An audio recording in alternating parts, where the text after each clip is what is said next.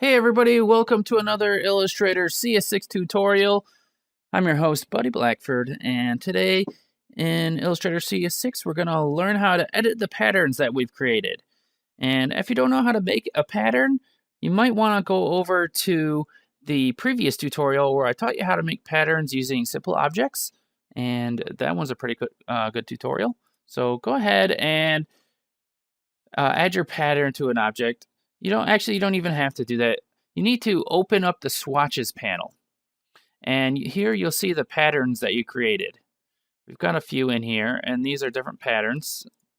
Some of them were already made, and some of them I added. So this one is the one I created last tutorial. Make sure it's selected, and then go to Object, and go to Pattern, and go to Edit Pattern. Now it brings up the pattern options again for you. You can use your selection tool to move things around and edit some of these things.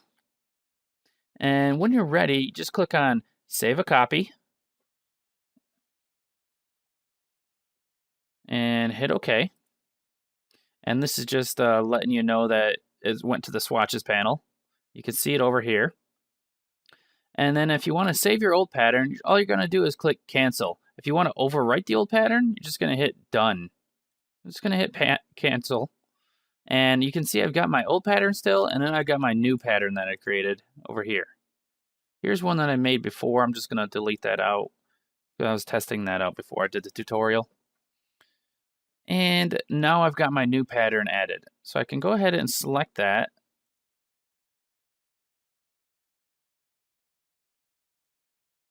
Oh, my bad. I double clicked it. That's another way that you can edit your pattern. You just double click it in the swatches menu. So if I double click this one, it's going to bring me my other pattern.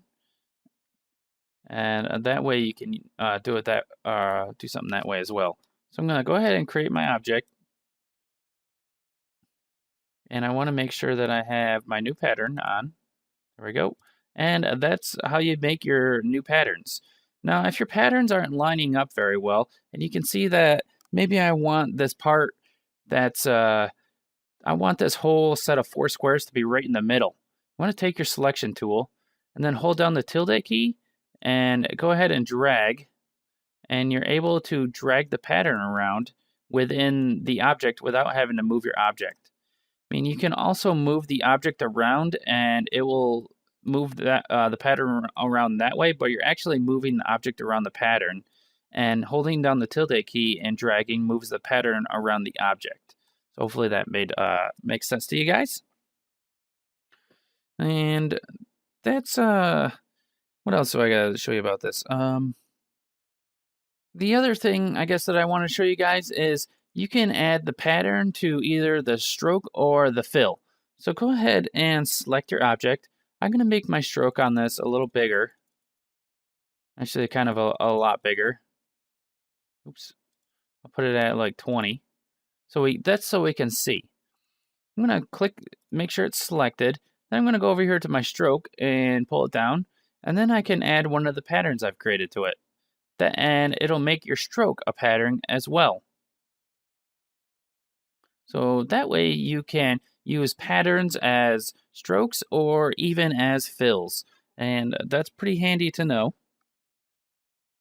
Another way of doing this is to select your colors and your stroke or your fill from the tools panel. So right now I have the fill in the front, so I know that the fill is selected there. I'll click on it, and then I can click on one of my other patterns. Oh, I gotta make sure my object's selected.